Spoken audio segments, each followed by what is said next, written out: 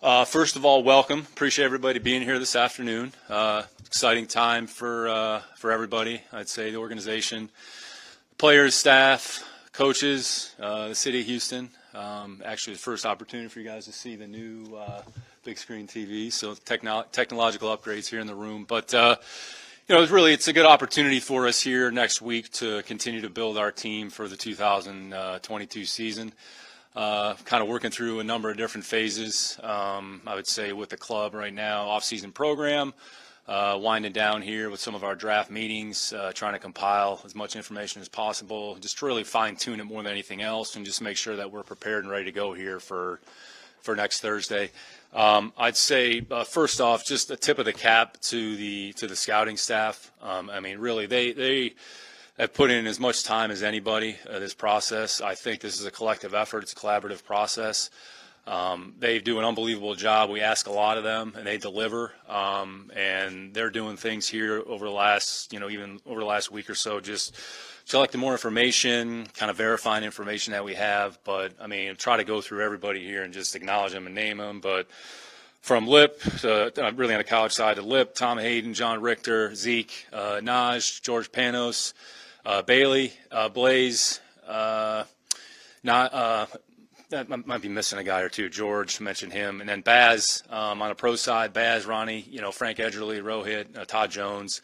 Nate Trott, going back kind of the college side. But those guys, they deserve as much credit as anybody. So, I think whoever we select next week, however many players we end up selecting, it's going to be a collective effort. It's not going to be about one person. It's not going to be about one player. It's not going to be, Nick's pick. It's not going to be Lovey's pick. It's going to be the Houston Texans pick. We're going to embrace that player.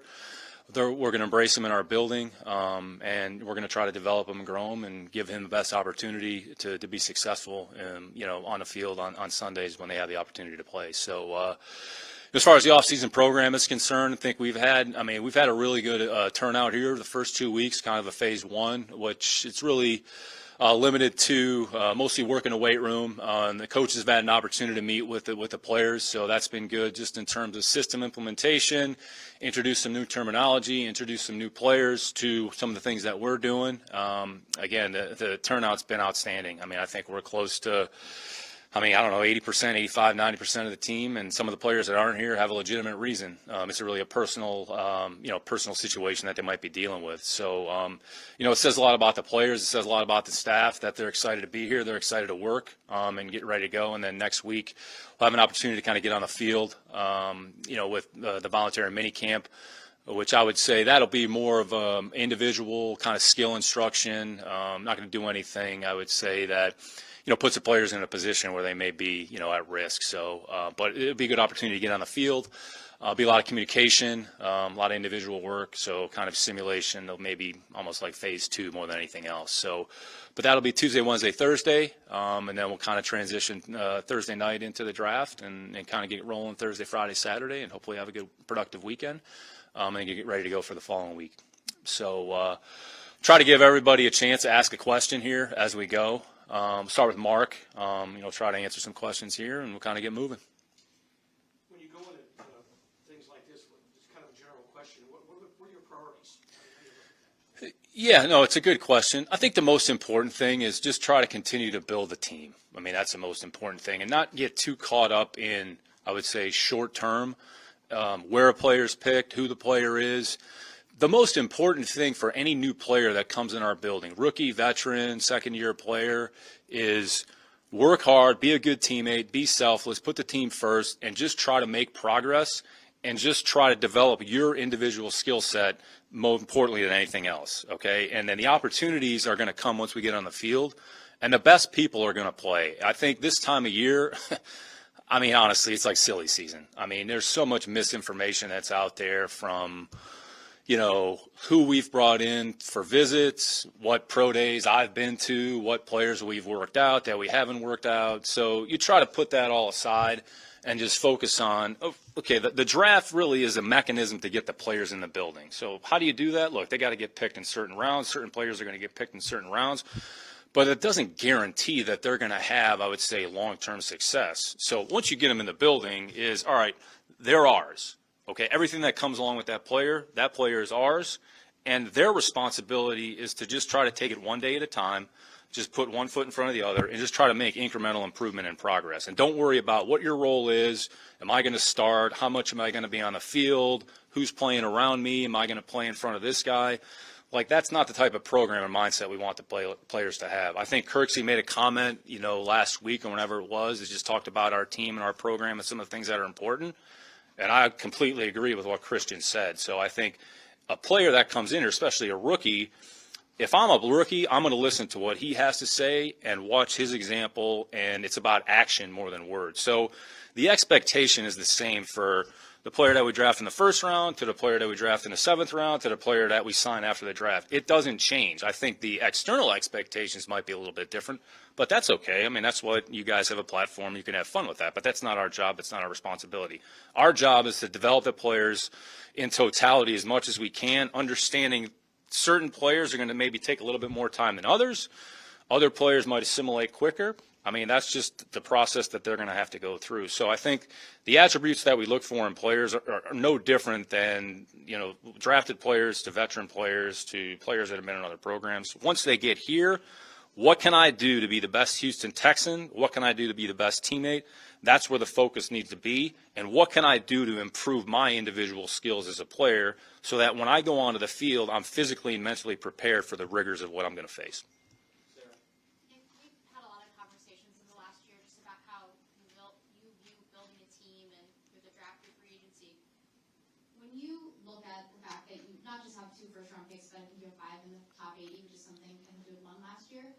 How do you view it more as like this rebuild can kind of go underway more because you don't lost the draft capital you had a year ago? Yeah, and I've never used the term rebuild. I think rebuild has kind of been an external term. I think what we've focused on is kind of building our team. So how do we build our team? Okay, what are the resources we have available? What are the assets that we have to deploy? So that's how we viewed it.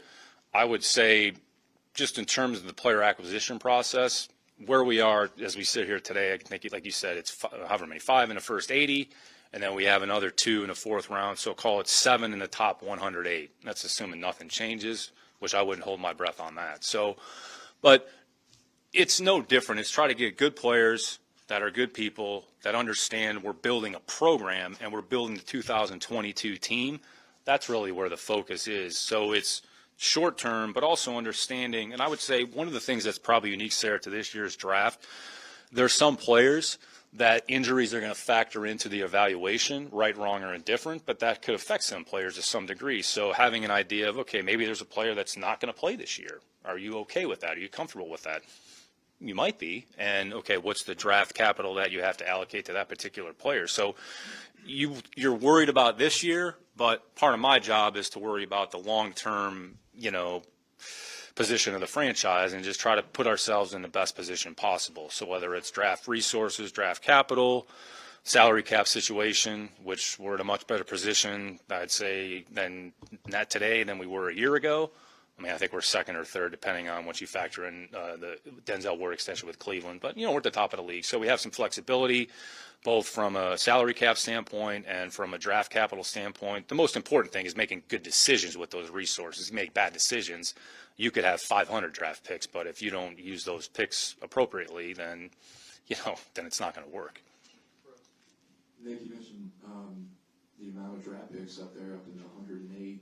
You were talking about a lot of the people you were giving credit to. How do you drill a draft? And you have to take like picks 1 to 100 as if you were picking each one. And what is the best way that you guys feel prepare you for anything that could happen when you have so many picks on front? Yeah, there's no perfect formula. I think what you have to do is you evaluate the players, you assign a grade, and then really what we're doing now, it's not so much the vertical stacking as it is the horizontal. So you're kind of looking at equivalent valued players and their position relative to where you may have to acquire them. And part of our process is, we're not afraid to eliminate some players. It doesn't necessarily mean that we don't like them, but maybe it's where they're expected to be picked relative to maybe the greater value we have on him. Let's not spend too much time on them. I mean, I'd say there's roughly 80 to 100 players that we would actually draft. It doesn't mean that we draft them all in the first round, but at some point, I would say that is about the number. Now, other teams could be differently. So what we have to do is look at our team, look at the positioning of our board, work at, horizontally, and then just make an assessment about, okay, you know what? Okay, if we pick here, realistically, is this player a possibility? Well, you know what? Okay, if he's not a factor, all right, let's move on. All right, let's go to the next slot. Okay, this seems like maybe this is more of a sweet spot where you might be able to acquire that player. I would say this draft, generally speaking, it's a little bit of a crapshoot. I think there's players that are all over the place. I don't think there's a consensus on any player. I think if you talk to different teams, you talk to different people, who's the top player at this position, there's 6 players, you get 6 different answers. So I'd say, it could make it a little bit more hectic, but you have to trust your information, trust your resources, trust your preparation, trust your evaluation of the player, and then just be able to say, okay, this is how we view the player, this is what we think his role is going to be, but ultimately the player's performance is going to determine what their role is going to be. But, we look at some of the mock drafts, or just, I'd say, for more general positioning, not, well, this player's projected to go 15th overall, well, we're picking 13th, is he going to be there? Not necessarily. You're trying to kind of get a general vicinity or range. Okay, this group of players graded this level and above, okay, more than likely they're going to fall here. Okay, the next group of players, okay, how are we positioned? Is that player even a possibility? So I would say those are some of the discussions and dialogues that we're kind of having internally. And the reality is you really don't know until you actually get going. 32 players are going to get picked Thursday night. Okay, so once you get through Thursday, all right, then there's going to be another set of players that are going to come into play, and then we'll kind of recalibrate, Friday morning to get ready for the following night. Nick, what do you think of the wide receiver market in this draft and how it measures up with your needs and your resources in the draft? Yeah, I would say there's good players at various levels at most positions. It was interesting. I was actually kind of looking at some different positions and different players league-wide, some of the better players at their positions. So you look at guys like Kelsey, look at guys like Kittle.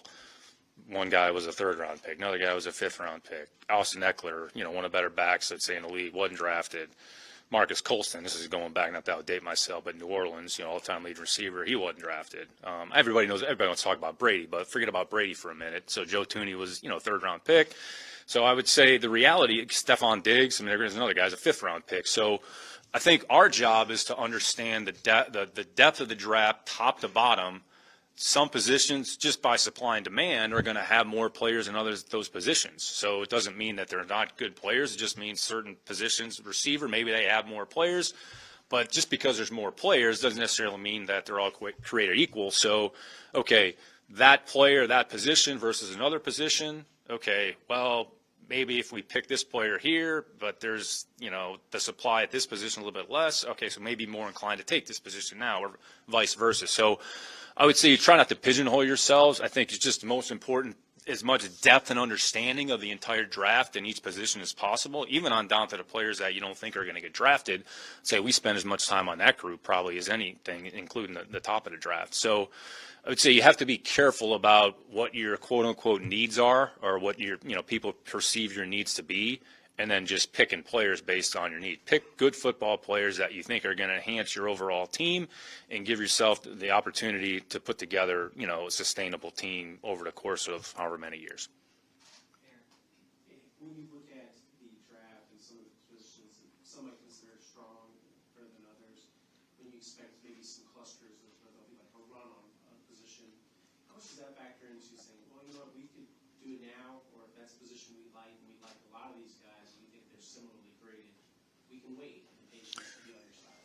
No, that's a fair question. I think kind of this time you're looking at kind of groups of players or clusters of players across different positions, and then I would say where that factors the most is trades. So if you're moving up, moving down, what are you moving away from? All right, if you move back 10 spots, there's 6 to 8 players you like. All right, there's a good chance to move back 10 spots. Maybe that same player would be there, or within that cluster, and you're comfortable taking, said, 2 or 3 players within that group. So I would say you don't want to be too cute, but you also want to look at the totality of it, going back to, to Brandon's question there, just understanding the group top to bottom and the depth of the overall draft across positions, I think, is the most important thing. Hey, Nick, how much did the evaluation of this first round of OTAs play into the factor of the draft? Maybe you see like one position group might be lacking more so than what you thought. Yeah, it's a fair question. I would say probably not that much. Really, you you hope to have a good understanding of where you think your team is as we stand. So Lovey and I actually talked about this the other day. When you go into the draft, you have to look at your team and say, okay, if we had to go out there and play tomorrow, all right, will we be able to go out there and feel a competitive team, be able to go out there and play? And I'd say the answer to that question is yes. So you don't want to have to rely on the draft so much and say, well, okay, like we can't play a game unless we draft like A, B, and C. So we have what we think is a decent idea of where our team is currently. Now, some of that will sort itself out here as we go. Maybe one player that you didn't think it was good as another one, he ends up passing the other one. That's going to play out over the course of, I would say, OTAs and then even in training camp. But as far as next week, it's really not going to factor that much into like who we actually end up drafting. I think there's kind of two separate buckets. So I think next week is really more of an opportunity to say, okay, we have our team as it's currently constructed. They've been here a couple weeks. They've been training. All right, now we're going to be able to get on the field a little bit and maybe to do a little bit more coaching, kind of working more individually, quarterbacks throwing to receivers, quarterbacks throwing to tight ends, not necessarily as much 11 on 11 or even 7 on 7 for that matter. So to make an assessment of 3 days in shorts, a guy throwing routes on air, I mean, like Canada, I could probably go out there and complete a few passes around and next week. But that doesn't mean like anything. It means probably not very much at all. So I think you just have to be careful about putting too much stock into really what goes on the 3 days next week. Randy? Hey, Nick. You guys obviously have put a lot of emphasis on building the right culture around this building. Can you describe a little bit about the process when you evaluate these players, not only for their talent on the field, but the process of, hey, they're really good here, but can they be a fit with what we want inside this building? Describe it a little bit. Yeah, honestly, that's a huge part of the process. So when a player comes into our building, okay, he's a Houston Texan, and he has to embrace everything that comes along with being a Houston Texan. And quite frankly, like our building is different. There's 32 buildings that are all different. So when they walk in here, okay, here's the standard, here's the expectation, here's what we ask of you each day.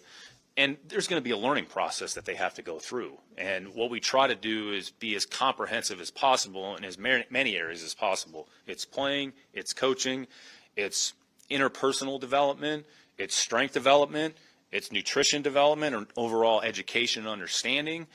They have to figure out the city of Houston, where to live, how far do they want to be from the stadium.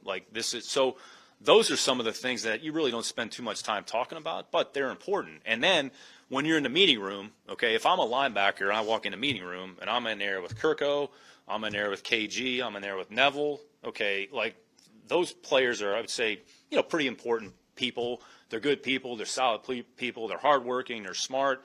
There's a certain standard of behavior that's required. Now, when you walk in that room, like you have to be able to kind of have enough self-awareness to know that, look, I'm new, I'm a rookie. I don't care how good of a player you are or what round you were drafted in. Quite frankly, it doesn't matter because you haven't earned anything. So I would say a lot of the rookies, more than anything, is their off the field and interpersonal and overall self-awareness and understanding of how they act on a day-to-day basis and being conscious of whom they interact with within the building. That's as important as, okay, how fast they can run, how high they can jump, how many touchdowns they're going to score, how many tackles they're going to make. But we've spent a lot of time talking about it. I think it's taken some time to get to this point. Doesn't mean that it's perfect. Doesn't mean that we have all the answers. It just means this is something that we believe in, because you can't have a good team until you get those things right. And it doesn't necessarily ensure success. What it does ensure you is at least gives you a chance. So if you bring enough good people that are hardworking, that are selfless, that put the team first, that work hard, that are smart, that go out there and play decent football, okay, then our execution ultimately is going to determine how much success we have. But talent's important. I'm not saying talent's not important. Talent's important, but you have to combine that with a lot of other attributes, and that's what goes into making a successful player and really ultimately what goes into having a successful team. Cole, and then Vanessa and Greg. Nick, when you kind of look going back through the scouting notes and are trying to dissect certain players and prospects, does versatility, maybe a player who has immense reps at guard and tackle, kind of factor in, or how you place both safety and cornerback into the evaluation of where they sit on your big board? It could be a part of it, but you have to go back and maybe get a better understanding of what that player was asked to do within their system, because it might be something different in our system. So just because a player has played, let's say, corner and slot corner, does that necessarily mean that he could do both for us? Or if a player plays safety and he's played slot corner, is he able to do both? So this is where I'd say the meeting and the interaction, how much information can they absorb? Can they handle the adjustments? Can they handle volume?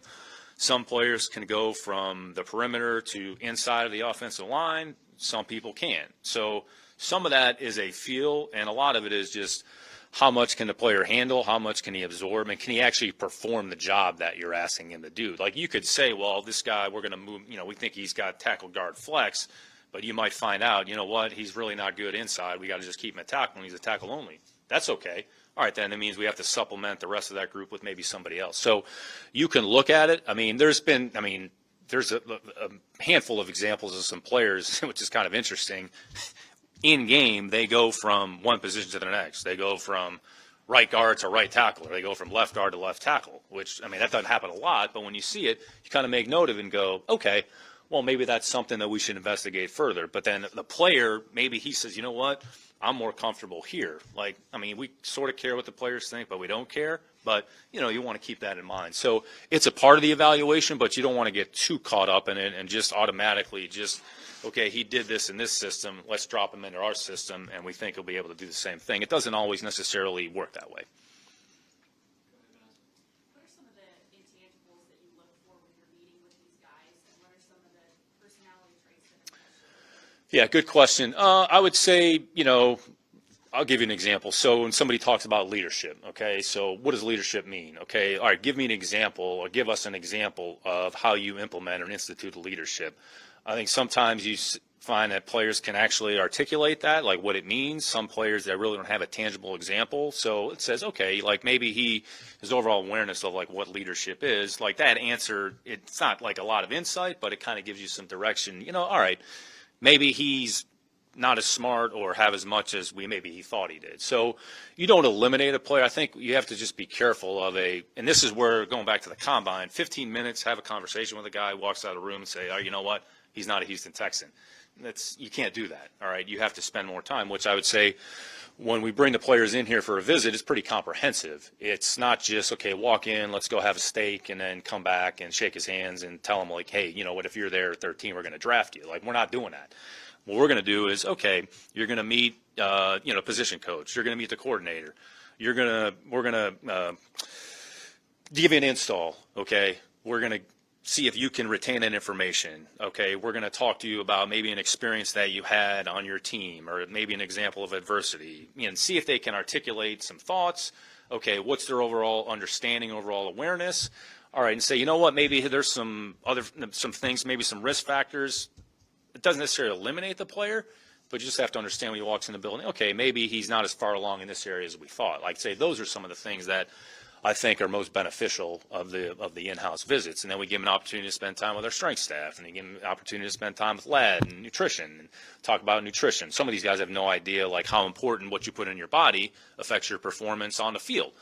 That's important. It makes a difference. So trying to give them as much information as possible. And it's interesting too, because when they go in to talk to Lovey, they're on their best behavior. But, when they're not talking to Lovey and maybe they're somewhere else with a different staff member, they give off a different vibe or a different message. Okay, so then you sort of corroborate the information. Oh, wait a minute, like he was this way, but over here he said a different thing. Okay, well, maybe there's a gap. All right, we got to try to fill that gap. So, it's not like playing gotcha, but it's just trying to make sure we have enough checks and balances in place. So, again, going back to what we talked about in the beginning, when a player walks into the building, you're taking everything that comes along with this player, and our job is to understand it to the best of our ability and make sure our staff understands that and say, okay, here's an area, where we're going to have to really spend a lot of time on this. And if we have to allocate extra time, extra resources, that's okay. That's part of our responsibility, because the most important thing is to get that player to optimize their performance ultimately on Sunday. And however long that takes, whatever resources are required, like, we have to do that. We have to be committed to doing that. And all of us have to be committed to doing that, which, again, goes back to this is a Houston Texan pick.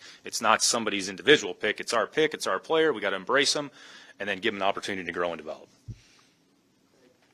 You lead me into an understanding it's not your pick. It's not Lovey's pick. I'm sure you're aware. He has told us we can't play the kind of defense we want to play without improved play at quarterback. How much weight does that carry in the draft process, and how important is it that you and the head coach are on the same page with those kind of evaluations? Sure. The most important thing is hopefully we give ourselves an opportunity to improve our football team. I mean, that's what we're trying to do. We're trying to improve our football team. We're trying to continually build our football team. And the input of our coaching staff is a huge part of it. I mean, I'd be ignorant not to take the input of our coaches. And we've given our staff a number of players to evaluate. We've actually gone through those evaluations. And, if we have a discrepancy on a player, hey, coach, what did you see with this player? You know what? We see it a little bit differently. Okay, then it forces you maybe to go back and do a little bit extra work. I think the most important thing is at least to get the player in the general vicinity. And let's say you have a stack of 4 players. They see it 1, 2, 3, 4. Maybe you see the third player as the second player, but at least you're kind of in the same zip code. Like, okay, it's when, coach sees it one way, we see it a different way. There's a cavernous gap. You know what? All right, either A, we need to spend a little more time, or B, you know what? Let's just move on to another player. It's maybe not worth the hassle, or you know what, he's going to go somewhere that we're probably not even going to have an opportunity to pick him. But their input is valuable. And we have a pretty experienced staff, so they've seen a lot of players. They've evaluated a lot of players. So they're going to have input. Ultimately, the most important thing is for us to make the best decision for our team and just to keep moving forward. And whomever we pick, whoever that player is, whatever position he plays, he's here, he's ours, and we're going to do the best we can to develop him. So, I mean, look, everybody's going to have an opinion. We're respectful of their opinions. Ultimately, I'm going to have to make the decision, but it's going to be done in concert, with the group of people. But ultimately, if a player works, Lovey will get the credit. If he doesn't, you guys can blame me. So.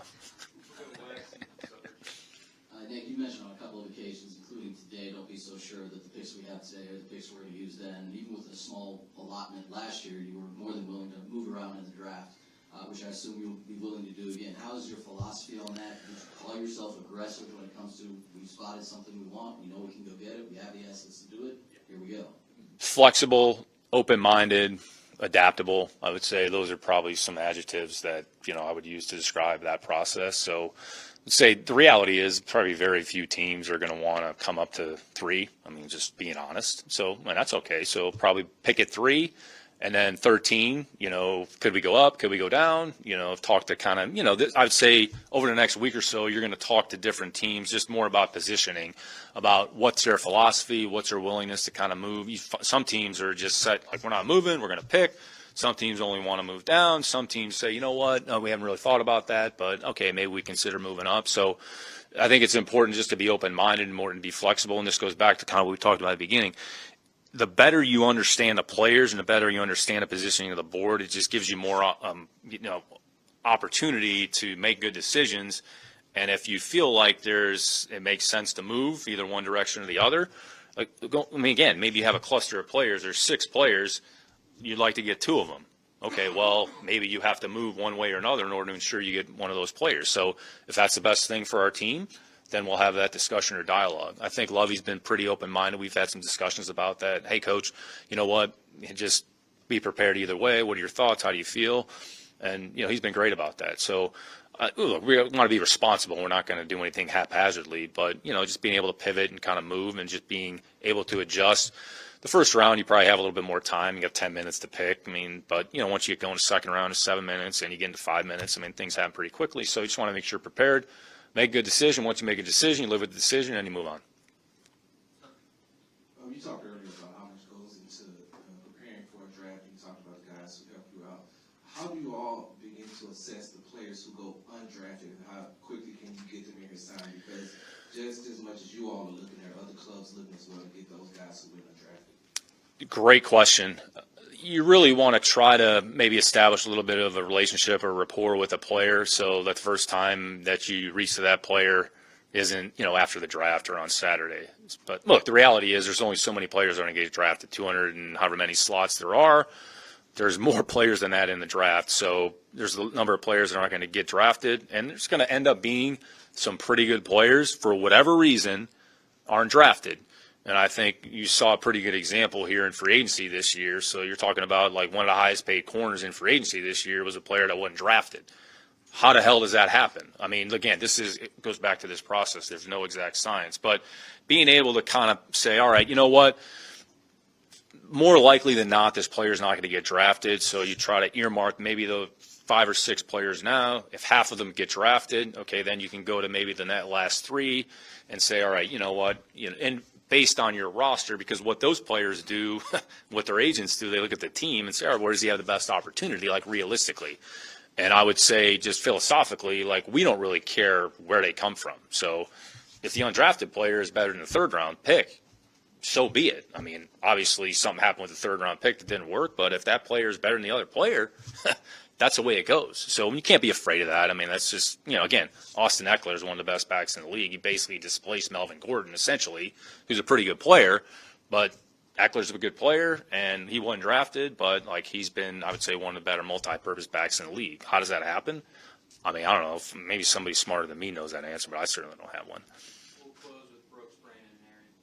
On that a little bit, I'm curious just from the success rates late in the rounds, 5, 6, 7, in your final 5 years with the Patriots, it seems like there wasn't a year where you traded at least 1, 5th, or 6th, or 7th, and then those turns into picks more.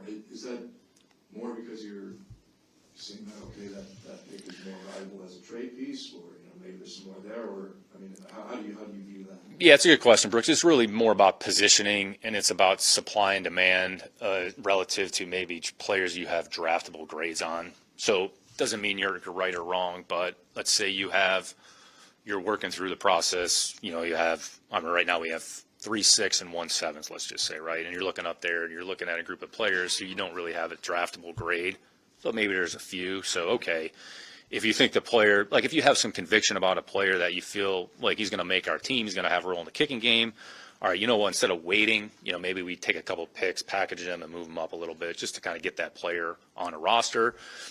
I'd say that's part of it. It's not, again, it's not, oh my gosh, like they gave up, 2 6-round picks to trade into the 5th round, like to draft Garrett Wallow. Like, I love Garrett. Garrett's great. But a lot of that, some of this is positioning, so more than anything else. So some teams are, I'd say, more inclined to even do that before the draft. Hey, we don't have any late-round picks. You know what? We'd like to acquire them.